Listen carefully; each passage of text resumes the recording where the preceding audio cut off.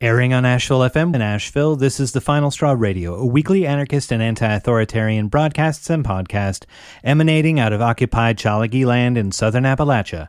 We bring you voices and perspectives from projects and struggles all around the world, and you can find our archives, transcripts, ways to follow us and support us at thefinalstrawradio.noblogs.org. This week we're sharing a recent interview with Chloe Moore, a steward, farmer, and educator on the Southside Community Farm in the historically black neighborhood of Southside in Asheville, North Carolina. The farm has been serving the neighborhood and the region with free and inexpensive fresh produce for a decade, providing educational opportunities, grocery deliveries, an herb garden, and a BIPOC farmers market. The farm sits on land owned by the Public Housing Authority of the City of Asheville, or HACA, and there is currently a threat that HACA will destroy the farm and take back the land. For the hour, we talk about the work of the farm, the legacy of a community farm in the wake of government policies that destroy black communities, and the ways that community members can support the Southside Community Farm and help it thrive. My name is Chloe Moore. I use she and he pronouns interchangeably, and I am the farmer and manager of Southside Community Farm in Asheville. Thank you. So could you introduce us to the Southside community, some of its history and significance to Black Asheville in particular, but Asheville more widely? Yes. So Southside is a neighborhood in South Central Asheville, and it is a predominantly black neighborhood. It is a historically segregated black neighborhood in Asheville. It was known as East Riverside neighborhood historically, and that includes what is now Southside and much of what is now the River Arts District. The East Riverside neighborhood was a black business district in Asheville, included a lot of black-owned businesses as well as black-owned homes. And that neighborhood, was, of course, oppressed and segregated. But that neighborhood was also a source of black power in Asheville. And it was very intentionally destroyed by the City of Asheville through Asheville's urban renewal project in the 1960s and 70s. During that time, this neighborhood was targeted by the city with federal funds for urban renewal. Urban renewal projects were happening all over the nation, but Asheville's urban renewal project was the largest in the Southeast. And it included destruction of many, many black-owned homes and businesses in what is now Southside and what is now the River Arts District. People's homes and businesses were forcibly purchased through eminent domain for as little as $600. And a lot was lost and never restored. What is now in place of that is the River Arts District, which, it is a thriving community of thriving business sector, but not for Black people in Asheville. And Southside is still a predominantly Black neighborhood. It's about 55% Black at this time. It does not have a lot of businesses, and it has some home ownership, but a lot of home ownership has been replaced by low-income public housing. Of course, you have to have a balance, right? We need low-income public housing. We want everyone to have affordable access to homes and to a place to live. And when we look at it historically, we have to recognize that public housing and, being a tenant has replaced home ownership for many Black people in the Southside neighborhood. Currently, there are no grocery stores in Southside. The neighborhood is in food apartheid. Really, the only place to purchase food in the neighborhood is a gas station mini mart. So not a lot of healthy options, not a lot of fresh options. And for many people, vehicle access can be challenging in the neighborhood, and there's also not an easy direct bus route to a grocery store. So if you don't have easy vehicle access and you need to get groceries in Southside, you may have to transfer buses and then, of course, how many groceries can you really carry if you're transferring buses, especially because there's a lot of elders in the neighborhood. There's a lot of families with young kids in the neighborhood. So that puts a lot of barriers on food access when it's a neighborhood that used to have 14 small grocery markets, mom and pop, little owned grocery markets, not a big grocery store like we think of now. But before the urban renewal project started in the 60s, there were up to 14 small grocery markets that have been replaced with nothing at this point. Can you talk a bit about some of the path towards the tenant relationships in the neighborhood for folks that did stay around because of home ownership being a really important multi-generational way of accumulating wealth, not only within a family unit, but also within a community? For sure. Yeah. I mean, land ownership has always been a path to wealth. That's why it is specifically in this nation targeted towards white people. And for Black people in our history, land ownership has always been, or land access, right, in different ways, has always been a source of power that is continuously damaged by white supremacy. And of course, that started much earlier than this, but, through the 20th century, that included redlining. A lot of Black neighborhoods in Asheville were redlined as a way to eliminate land access and home access from Black communities. So that was the start of it. And then urban renewal was kind of another wave of prevention and destruction of Black community wealth.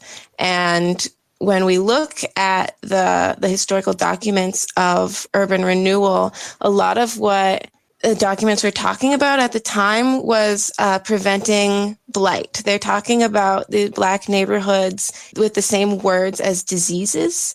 They're talking about preventing the spread of blight, preventing the spread of poverty in these ways where we really know what they're talking about is Black power in many ways. So there's at the time, the language that was being used in urban renewal is very fear-mongering and very anti-Black. And there's still people who live in the Southside neighborhood who remember this, of course, right? This was not very long ago. I know a woman in Southside who her grandparents owned a home that was demolished during urban renewal. And there's actually nothing in the site where her grandparents' home was. It's grass right now.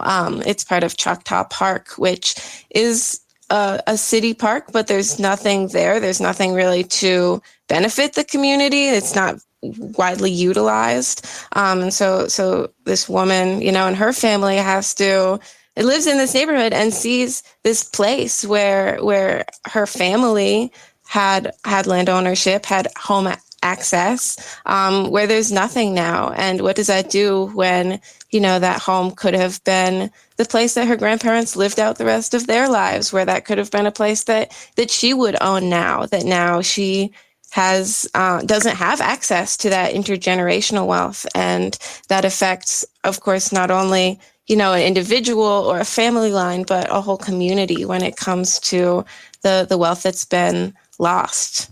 And, currently, that continues. Gentrification is kind of the new urban removal. A lot of people call urban renewal, urban removal in the Southside neighborhood. But gentrification is just the next step in that, in reducing Black power and access to wealth. And the Southside neighborhood actually has the highest property taxes in Buncombe County of any neighborhood. And so that's just another way where people are prevented from accessing homes. People who are in their homes, elders who are in their homes, who are on a fixed income, are paying an exorbitant amount of money for just their property taxes. And it prevents intergenerational wealth and intergenerational home ownership. Yeah, I did not know that. That's so hard. Yeah, so Central to the Southside Community Farm, according to the story on the project's webpage, is the struggle for health and accessible food at the intersection of race and class in small southern Appalachian town. You've already talked about some of the barriers that folks on fixed incomes or like lower incomes who are obviously like working a lot of the time or don't have a vehicle of their own on a regular basis, like would have difficulty getting out to a grocery store. But can you talk a bit about how the city has developed the neighborhood in terms of things like access to food and how the community farm was formed? Yeah.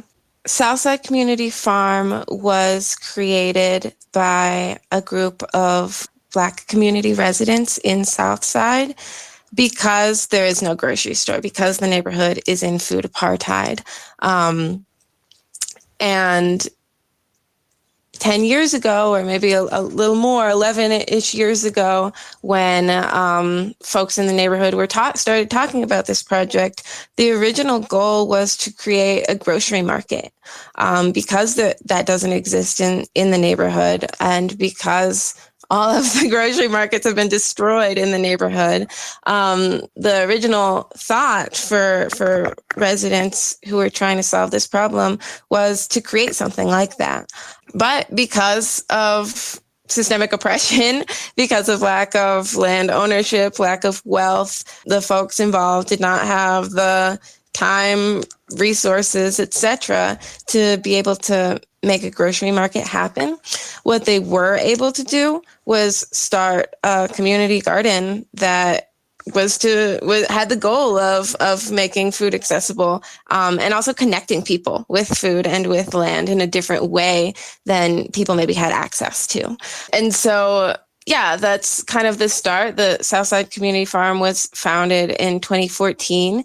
It is on land that is owned by the Housing Authority of the City of Asheville. Historically, the land that we're on was the playground of the Livingston Street School. So the Livingston Street School was the segregated Black elementary school of the neighborhood, and that was until that ended in 1970 with the desegregation order. So that school was closed in 1970 through the desegregation order.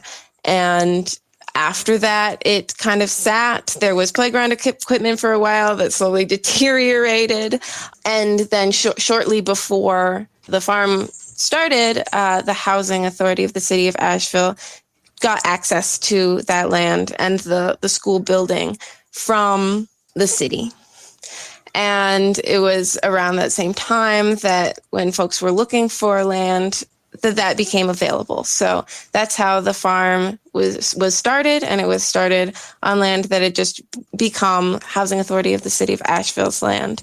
And the playground, because that was no longer a playground was created down the street at Herb Watts Park, because by the time the farm started, it was kind of just like, I think there was some rusty old springs and things like that. So at that time, plans were created to create another playground really close by and to transition that land into food access. So the farm has existed for 10 years. It has expanded during that time. We currently steward that original farm plot. We have a small herbal medicine garden very, very close by, right behind the same building.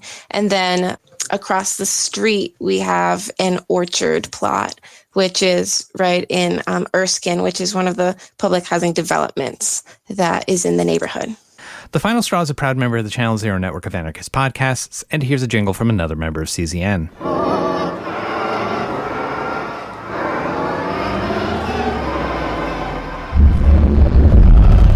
I'll say, burn it down! From Embers, anarchist perspectives from the territory currently occupied by the Canadian state. Find us wherever you get your podcasts or on the Channel Zero network.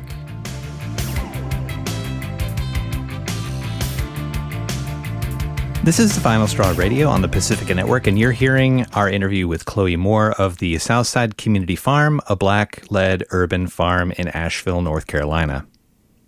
Yeah, could you talk a bit about some of the other programs? Like, You've mentioned the orchard, the herb farm, the food generally, but some of the other programs that are operated under the auspices of the Southside Community Farm, and what community members from which communities are served by that? Yeah. So our biggest program is the free grocery program, right? That was the goal. The goal is food access. And that is where 3/4 of the food we're growing. I mean, the most amount of our time and labor goes into growing food, right? We're stewarding land. We're taking care of land in healthy ways and ecologically mindful ways, and we're growing food and giving it away for free. So the free grocery program encompasses a lot of that. 3/4 of the food we grow, or a little bit more than that typically, is distributed freely. And so most of that goes to the free grocery program, which predominantly is food distribution through refrigerators, outdoor refrigerators in the neighborhood. There are 2 outdoor refrigerators in the Southside neighborhood, and 3 pantries, 3 outdoor pantries. And those are open and available 24/7. So yes, they are in the Southside neighborhood. They are within walking distance of multiple low-income public housing developments in the neighborhood. So certainly that is a focus, but they are open and available to anyone and everyone. And that's important to us. It's important that we aren't putting up more barriers, right? There's a lot of barriers to food access. There's a lot of stigma around free food access. And we want to break those barriers and stigmas down as much as possible. And through our free grocery program, anyone can access them. They're open 24/7. And we don't record information about the people who are getting food from these things, right? We don't even necessarily know everyone who's getting it, right? People can access food at 2 a.m. if they want to, and there's not going to be anyone there necessarily. And so, yes, I know a lot of folks in the neighborhood, including people who live in public housing, who access the free fridges, of course, because they live right next to it and it's easily accessible. But I also know that there are people from outside of the Southside neighborhood, right? There's people from Shiloh, which is another Black neighborhood very close by, who utilize it. There's people from outside of either of those. There's people who drive. I've talked to a few people who drive to the fridge to access food from the greater Asheville area, coming in from a distance, because there are very few food resources that are open after work hours. Well, after for people who have a 9-to-5 and maybe experiencing food insecurity, there's not a lot of resources in Western North Carolina in general. So that program is really important and expansive, right? We're focusing on this neighborhood, but we're focusing on everyone too, on all our collective well-being. The only place I did say that almost 75 or a little over 75% of the food that we grow is free, which means, of course, that almost 25% is not. And we sell at our farmers market. So in 2021, we started a farmers market in the Southside neighborhood as another way to inject food access into the neighborhood.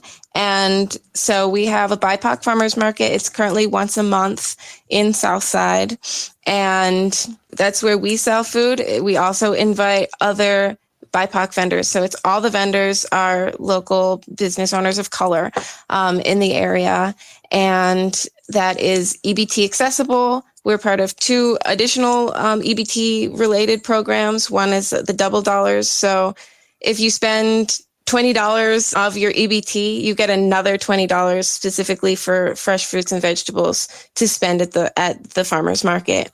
And we're also part of a prescription program where people can be prescribed fresh fruits and vegetables from their doctor and then come to our farmers market and access that for free. So while we're saying, that this is how we sell produce, it's also included in that, whatever, approximately 25% of the food that we're selling, that includes a lot of free food access as well.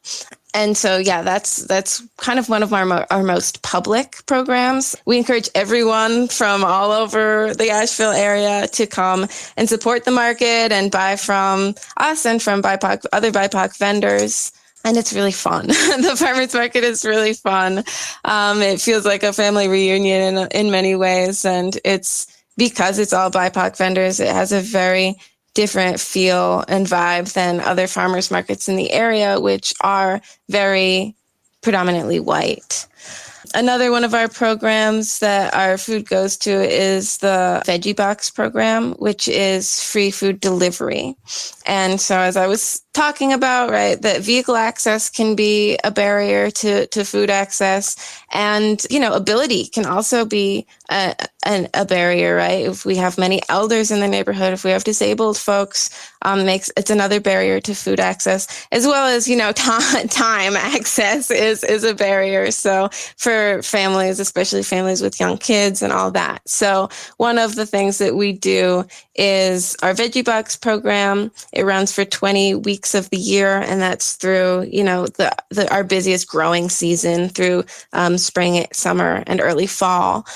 And that is essentially a free CSA box that is being delivered to BIPOC households. Last year, we did 50 boxes a week. So 50 boxes a week are getting delivered to families, BIPOC families. And well, we focus that on the Southside neighborhood, though we do have some folks who live in public housing, not in Southside.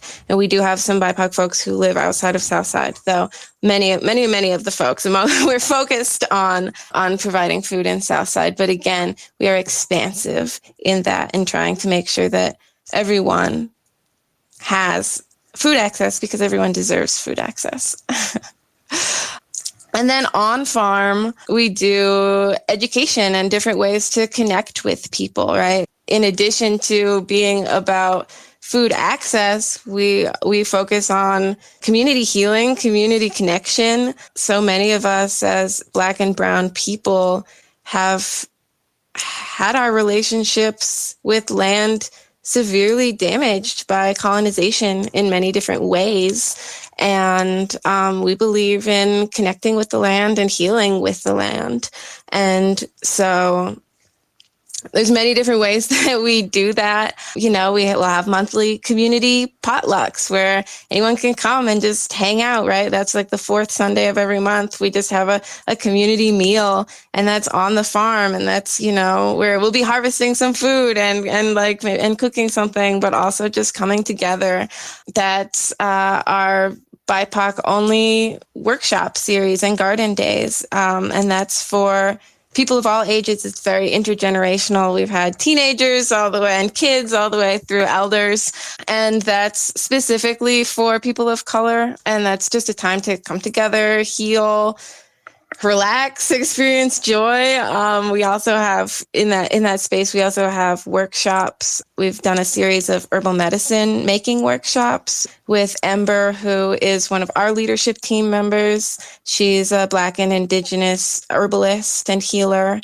And she's very, very experienced, and she's led a really beautiful series, and she will continue to lead a very beautiful series of workshops using herbs from our farm in things like herb identification walks, salve making. We did a fire cider making class, different things. So we want to do like soap making and other things. Incense making is one we did last year. So a whole variety of things, both in terms of physical wellness and spiritual and emotional wellness.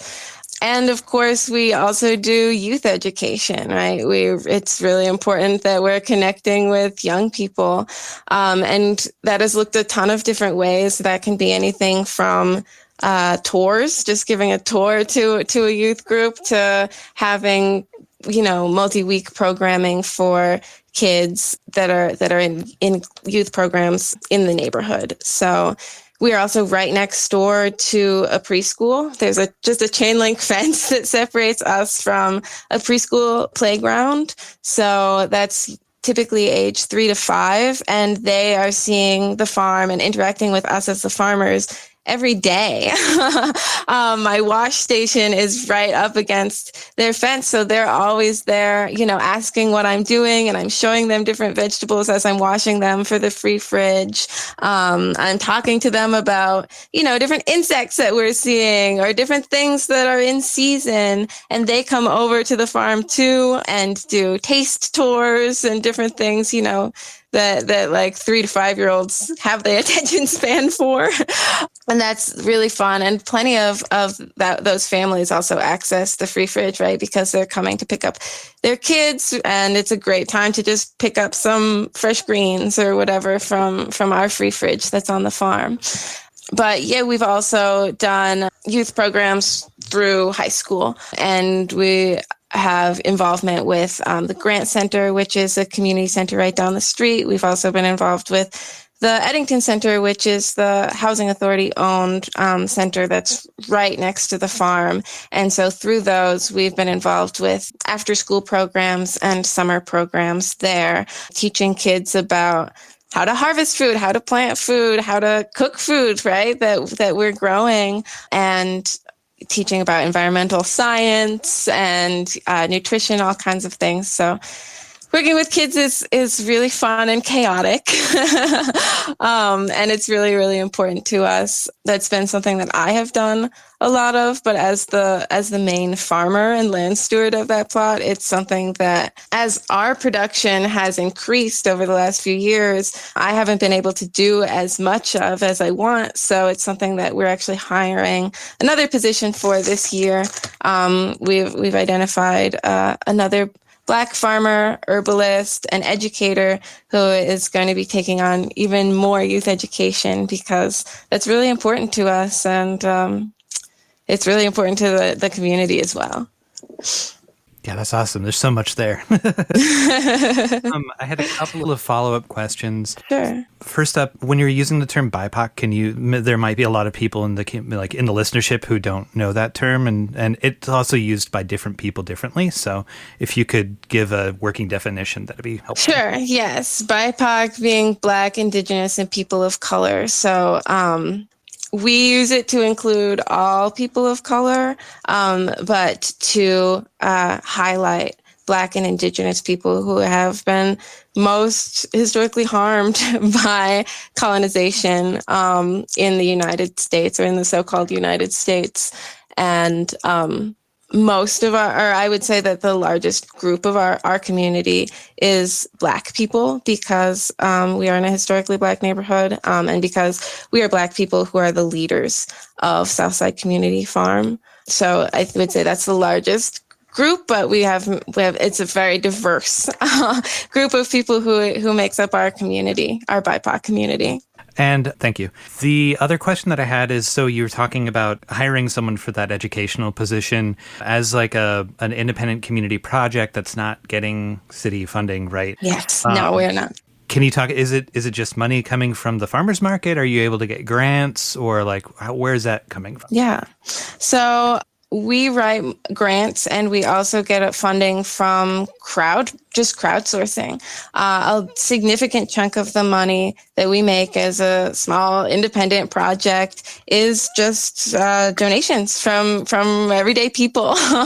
That's a really, really important source of funding for us. And then we write grants. Currently, there's only 2 employees, so myself and one other person.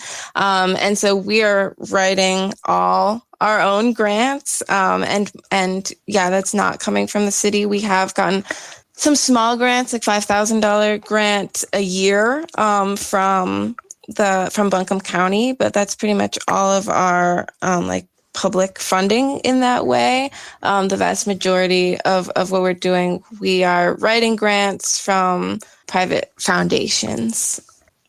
So yeah, we're very small, and we're trying to do a lot. So donations really help. So much of what we do is just funded by the people.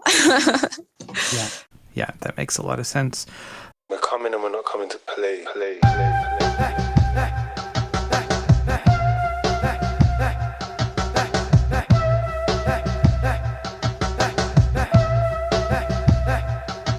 Rise above.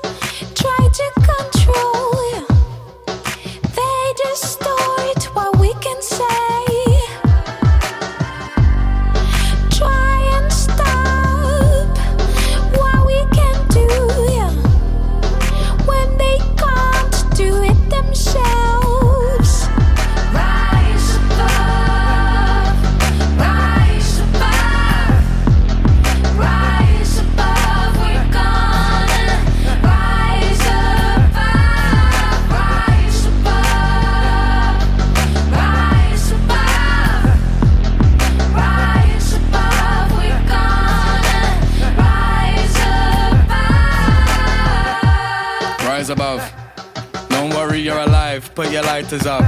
They wanna tell us how to think and how to laugh and how to cry and how to move. Listen, give me a second, let me find a... Poor George Floyd died on the floor and everyone saw. So now I sipped on pee because I can afford it. If they decide tonight that they all wanted to fight, then I'm the first guy that's standing in line for the war. Society's arms of control, yeah. They think they're smart, well think again.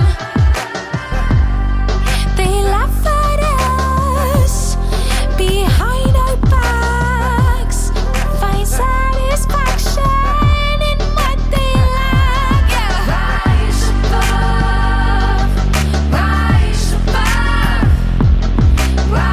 above, we're gonna rise up. This is the Final Straw Radio on the Pacifica Network, and you're hearing our interview with Chloe Moore of the Southside Community Farm, a Black-led urban farm in Asheville, North Carolina. There's obviously the material reasons for having a farm in a food desert, and all the educational things that y'all are offering is also really awesome. Can you talk specifically about the cultural heritage of Black farming that the project taps into? Yeah, absolutely. As Black people, we're connecting with our ancestral legacy as land stewards. For me, as a Black farmer, it's really important to be recognizing and honoring our history as Black farmers and recognize that, yes, there's a lot of harm and there's a lot of people in our community as Black people who associate farming with oppression when it comes to the history of enslavement and sharecropping that we've experienced. But it's important for us to honor and know that our history as farmers and land stewards goes far, far, far beyond that our ancestors, or that our African ancestors were brilliant agricultural scientists, we're brilliant environmentalists, and we're extremely skilled farmers, right? That's why our ancestors were colonized and enslaved by white people and brought to the Americas, is because we had agricultural skills that the colonizers did not have, right? We had skills that they wanted to access, and that when many of our people and our ancestors access their freedom, right? When we got our own freedom from enslavement, we did not push away from the land. That in fact, Black land ownership increased wildly, and that many Black people became farmers.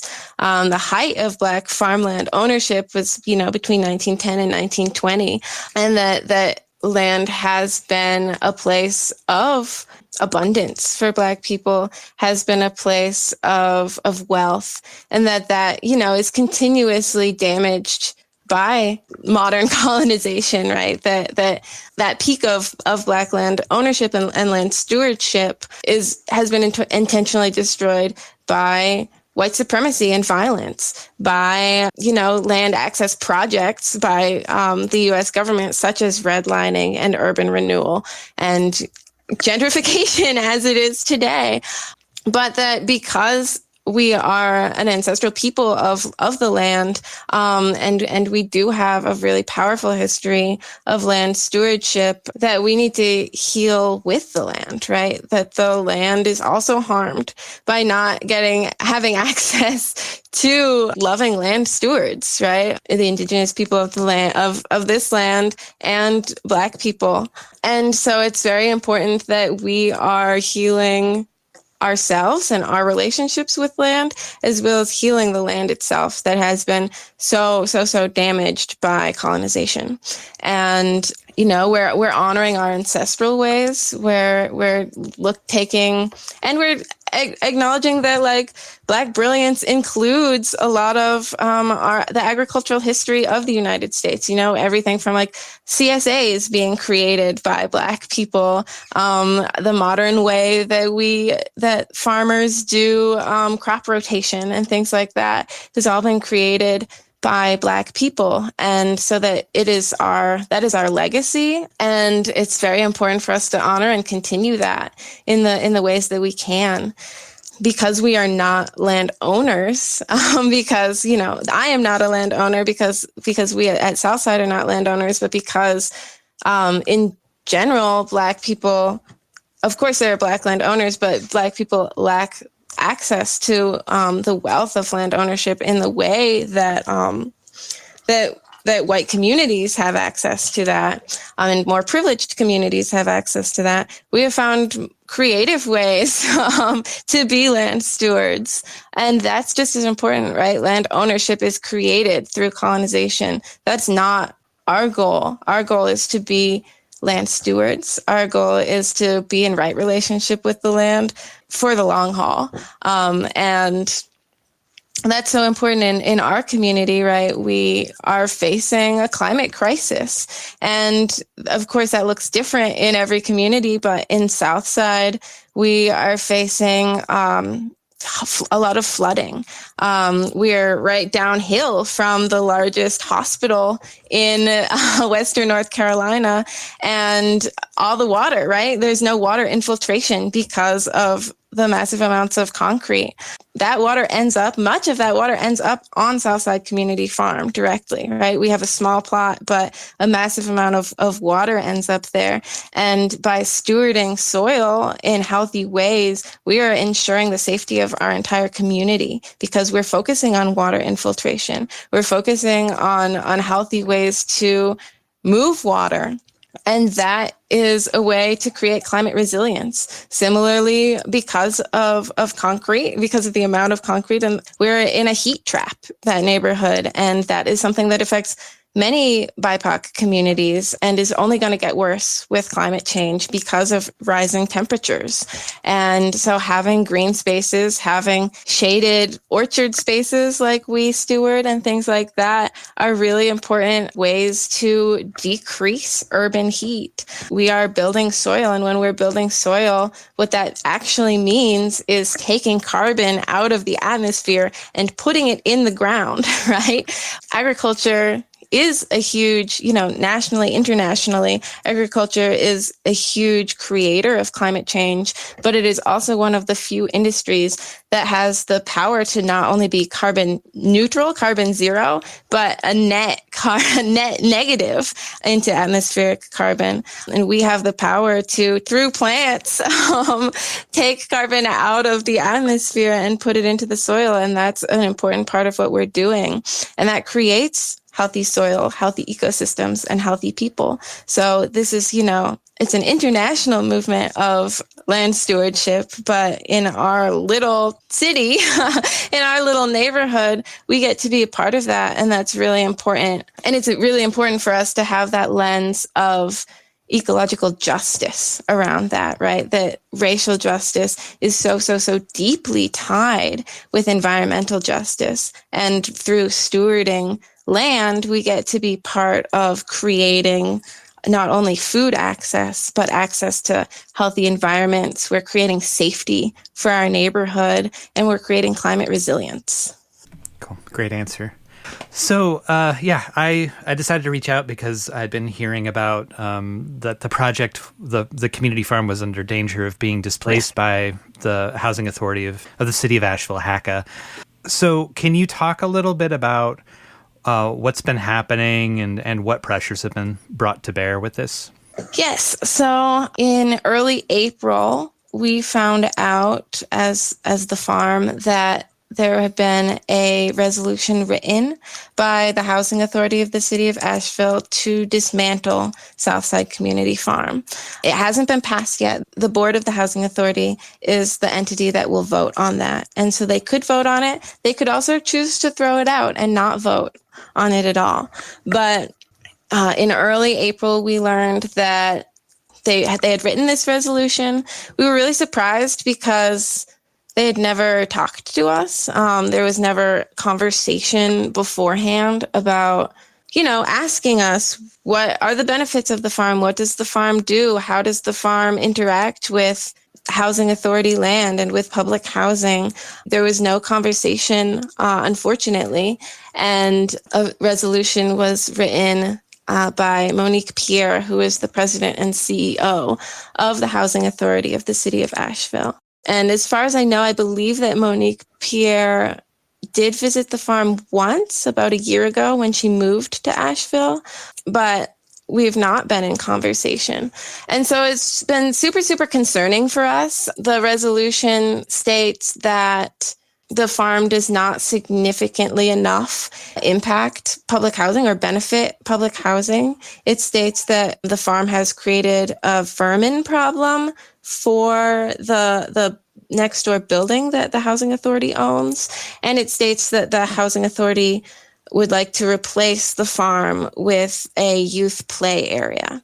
So those are kind of the three things we have to go on. And we know, right off the bat, we know that there are significant impacts of this farm, that, a ton of people access food there, but also that youth education is a big component, and that is something that many of the youth that are involved do live in public housing. We know that even indirectly, right, when I'm talking about climate resilience in terms of water and heat, we know that having this as a green space does affect everyone in the neighborhood. We know that people's mental health is extremely benefited by having beautiful green spaces. We know that the farm is used as a public park space. So those are just a few of the many ways that we are significantly impacting the neighborhood, including public housing.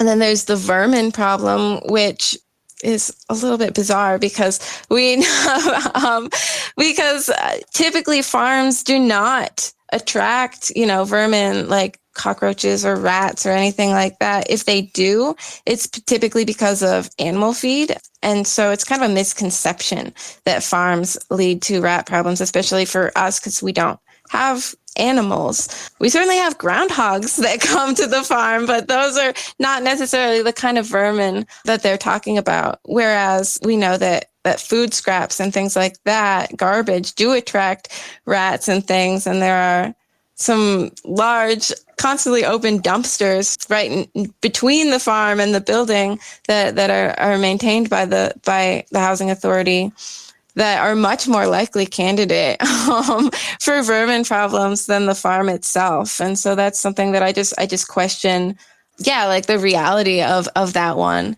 And then in terms of creating a play space, that's the housing authority's goal with this space. And of course, this is something that, of course, we're not against kids having access to play spaces. Of course, we're all for kids playing outside. That's what we're all about, right? We want people, including kids, to be connecting with land and connecting with the outdoors.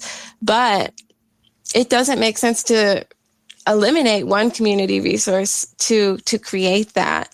Currently, there is a playground across the street at Herb Watts Park that was created specifically out of after the playground that was behind the Eddington Center was no longer functioning in any way. That was created specifically to replace that playground space. So there is a playground space that is very close by. It's less than 0.2 miles. I can't quite remember, but it's right across the street. It's, a 2-minute walk.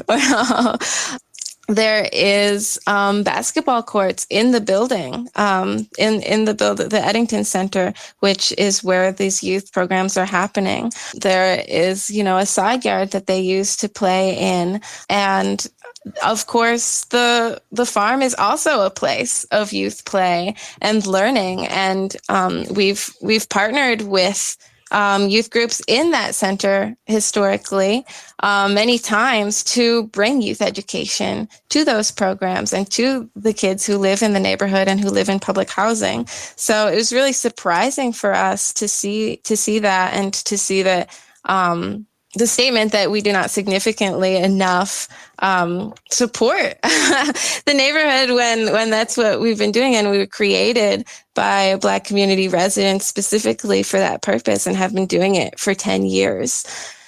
So of course, when we saw this, the first thing that we did was reach out to the Housing Authority, to their board and CEO. When we did not hear back after a minute, we were sharing it. Of course, it was already public. This was a resolution, so that's something that's public, and so people were finding out about it, and we were letting our community know that this was potentially happening, and we've received a massive amount of public support. We had a petition online go up that has had 3,000 signatures in support of keeping the farm. We've had hundreds of people write letters of support for the farm, and many organizations write letters of support. We had over 200 people show up to the last Housing Authority board meeting to speak and to be in support of Southside Community Farm. And so, as a community project that has existed for 10 years, we've done what we said we were doing in terms of building community. And so we do have a really beautiful and really powerful community of people who have been affected by Southside Community Farm and who love it and really value the space and want to see it continue. We're hoping to be in deeper communication with the Housing Authority. We have had a really hard time getting in contact with them. Our first time, being in any communication face-to-face with most of them was at their last board meeting, where we had over 200 people show up in support of the farm. But we will be able to meet with the CEO very soon. So I'm hoping that goes well. I'm hoping that we can save this really important space, because the Southside neighborhood deserves access to more resources, right? This doesn't have to be an either or. Is there going to be a playground, or is there going to be a farm? We need access to more things, right? Of course we want to keep the farm, and of course we want more playground space for kids in the neighborhood. And there's room for both. And I think that's really, really important, that there's room for both, but that the piece of land that we have been stewarding for 10 years should not be removed, and a farm cannot be moved, because a farm is the soil itself. And as I've been talking about, soil building is really important. We've been building soil. We've been putting carbon into the soil, and building a healthy soil is something that takes many years to create. So we cannot simply, move our farm to another plot. That's starting over. That's creating a new farm. And the amount of wealth that we've created in both soil and in infrastructure on the farm is really, really important. And it deserves to stay and be part of the Southside neighborhood. The Final Straw is a proud member of the Channel Zero network of anarchist podcasts, and here's a jingle from another member of CZN.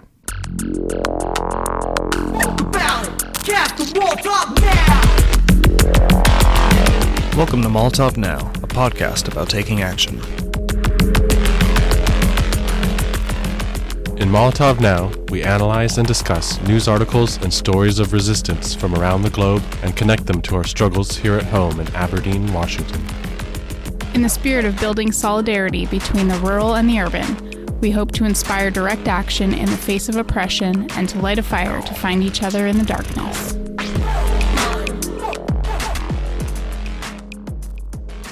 This is the Final Straw Radio on the Pacifica Network, and you're hearing our interview with Chloe Moore of the Southside Community Farm, a Black-led urban farm in Asheville, North Carolina. If Resolution 2024-11, which is what the resolution that HACA is debating or discussing right now, if it passes, with the way that, this is kind of a different spin on what I was going to ask, but with the way that the city has been going, there's been really rapid development and redevelopment of neighborhoods, building of hotels, building of expensive apartment complexes. And this is just asking for speculation. If you don't want to, that's fine. But do you think that there's any possibility that displacing the farm and building a park, could that open up the other play space or park space for development sales by HACA? Or Is it kind of like, that's nothing that you've like heard about, right? Or No, I don't think so. And I don't think that there's any plan for that specifically, but it is important to look at this in the context of our city, of a city that is gentrifying, in a city that continuously has historically and is currently continuing to displace Black community.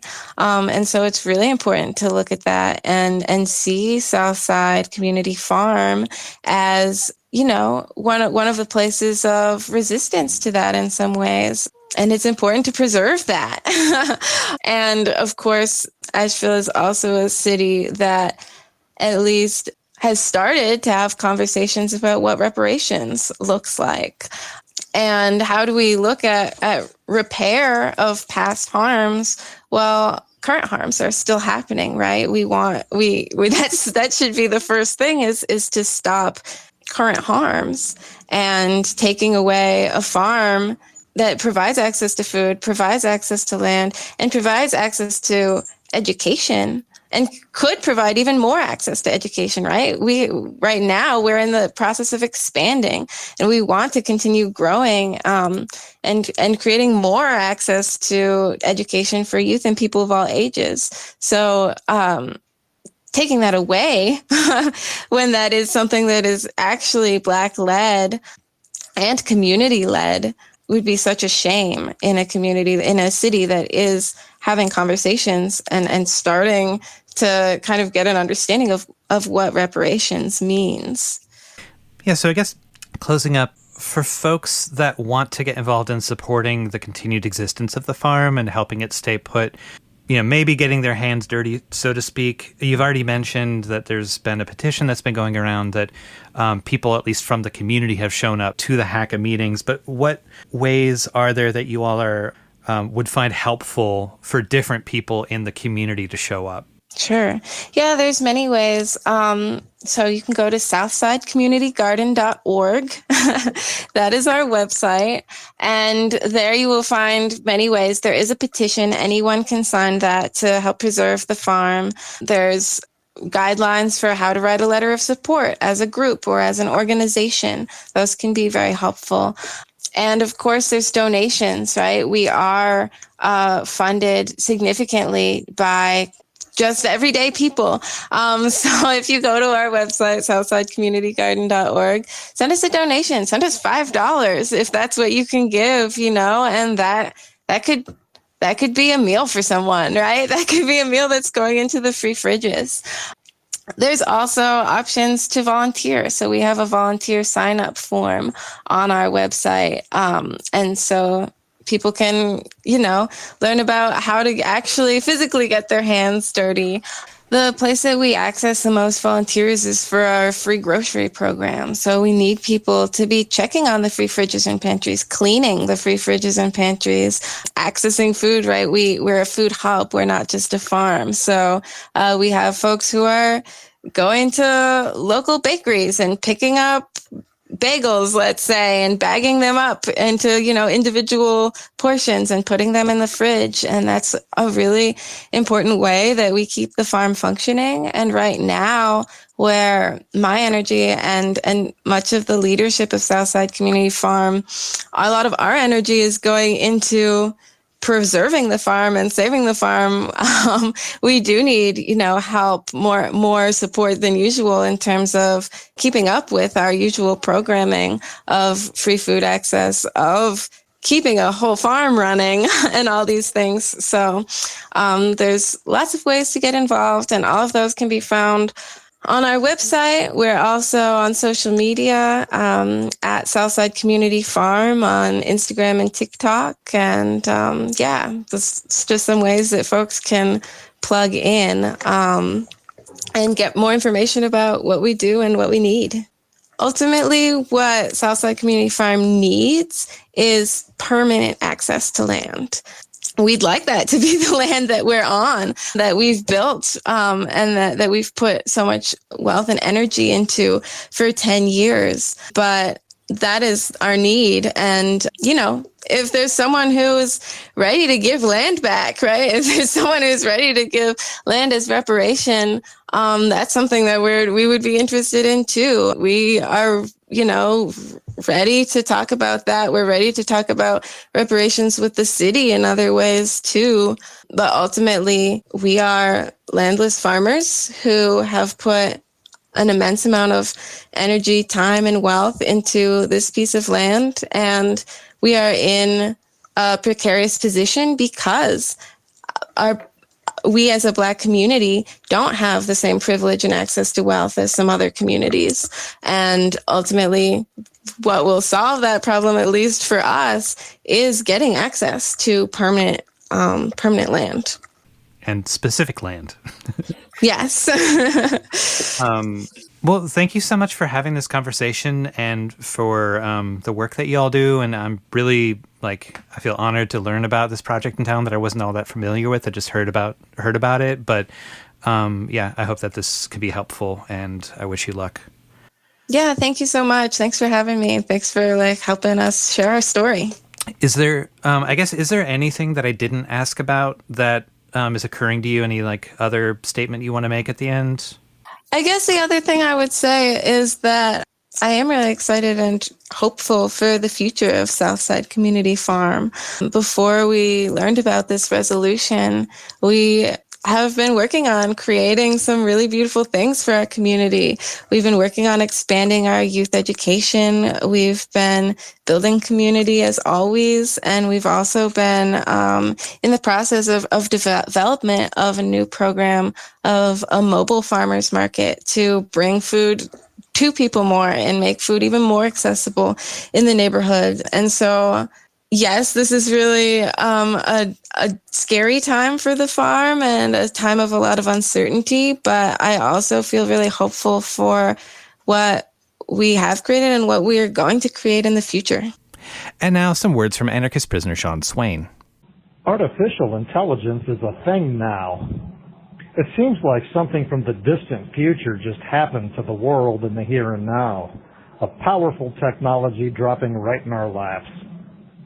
All kinds of smart people are approaching this technological development with caution and trepidation, pondering all the ways in which artificial intelligence can be a serious problem.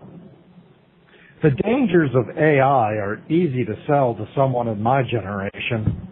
I was in high school when the first Terminator movie came out, with Arnold Schwarzenegger as a Terminator cyborg sent back in time to the 1980s to kill Sarah Connor and thereby alter the future. In that movie, the machines had taken over in the dystopian future, and they sought to eliminate the leader of the human resistance, John Connor, before he was ever born. So, for me, it's easy to accept the dangers of AI. I can easily imagine a future where AI creates cyborg assassins with thick Austrian accents, saying things like, "I'll be Bach," when we know that's ridiculous. If they ever made a biopic of Johann Sebastian Bach, Arnold would be the last guy to play him. Arnold will certainly never be Bach. Most of the smart people who ponder the problems that AI will create are not worried about cyborg assassins with thick Austrian accents, but more immediate problems. There's AI-generated content that looks like political candidates and even imitates their voices, potentially tricking people into thinking that those images are the real politicians. Even more important for its long-term impacts here in this country, there's AI-generated porn, where the likenesses of famous celebrities are infused into pornographic videos, making it impossible to tell authentic leaked sex tapes from faked ones. The real dilemma here is that celebrities whose likenesses have been hijacked might be solicited to have sex with presidential candidates who mistakenly believe the AI porn to be real. Gone are the days when mundane porn stars will be summoned to hotel rooms by an orange misogynist with a badger stapled to his scalp, looking to party. The wealthy and powerful will never know who they can solicit for sex and who they can't. Personally, I think the potential impact of AI on our political reality is greatly overrated, particularly here in the U.S. We already have power consolidated into the hands of two corporations who present doddering septuagenarian millionaires as candidates that nobody wants. We don't have to face a dystopian future. We're already in it. There's a currently available AI feature called ChatGPT that's pretty popular. Seems to me it's a brilliant stroke of genius to put chat right in its name and to eliminate the thick Austrian accent. Chat seems harmless enough. That's a much friendlier name than Skynet. A friend of mine recently consulted with ChatGPT. He asked, "Who is anarchist prisoner Sean Swain?" ChatGPT said, and I'm not making this up, "Sean Swain is an anarchist and prisoner known for his writings and activism. He gained attention for his articulate and critical perspectives on the prison system. Swain has been incarcerated for various charges," I don't know what that means, "and his writings often focus on issues such as anarchism, anti-authoritarianism, and critiques of the criminal justice system." Chat went on to compare me to Nat Turner, who led a slave rebellion, providing 5 points of convergence between myself and Nat Turner. Anti-authoritarian stance, quest for justice and freedom, critique of the system, articulate voices of resistance, and symbolic figures. I'm not sure how I feel about that. I don't know if I'm flattered that Chat knows who I am. Yeah, Chat, we're on a first-name basis now. Don't judge me. Or if I should be worried that the friendly face of Skynet knows who I am and what I'm doing and might send somebody at me in the not-so-distant future when the machines take over. But wait, could be the machines already took over. How do I know bursts of will are even real? They could be AI-generated. What if I'm already working for the machines and I don't even know it? Well, hold on, deep breath. If the final straw was really a front for the AI machine takeover, we have to assume they'd be able to get Noam Chomsky to appear on the show, the real one, or an AI-generated one. So the absence of Noam Chomsky, I think, proves that the final straw is run by real humans. And by the way, Noam Chomsky, the machines can keep that poser windbag. Anyway, I think I'd like to buy into the conventional wisdom that we as humans cannot create anything smarter than ourselves, that AI will be limited by our own limitations. It's a proposition that I suspect most people accept.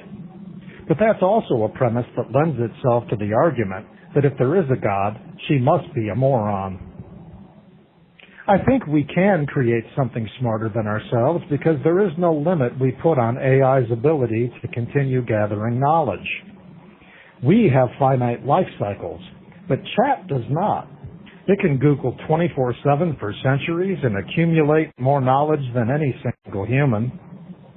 So perhaps AI can surpass the intelligence of a species that destroys its own planet without blinking and takes itself to the brink of omnicide. We might have big brains, but we typically only use our heads for hat racks and battering rams. So when you think about it like that, it's not really hard to be smarter than us, is it? So, who knows? Perhaps in the near future the machines will take over and enslave all of us.